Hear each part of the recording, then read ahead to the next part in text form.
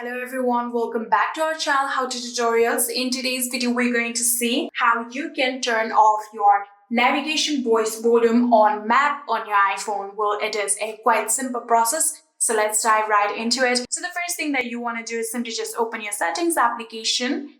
So after opening your settings application, you'll have to scroll down until you see apps. You'll have to tap on apps, and then in here you can simply manually search for maps, or simply just tap on the search bar right here and then start typing maps in order to find it, just like this. Here you can see this is the map application. You'll have to tap on it, and after doing that, here you'll have to now scroll down.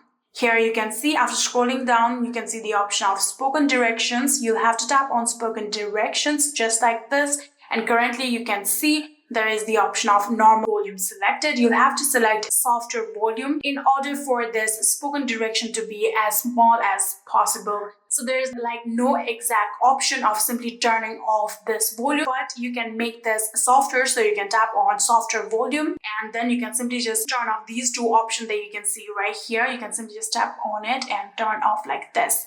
And after you've done that, you can simply just tap on the back option right here.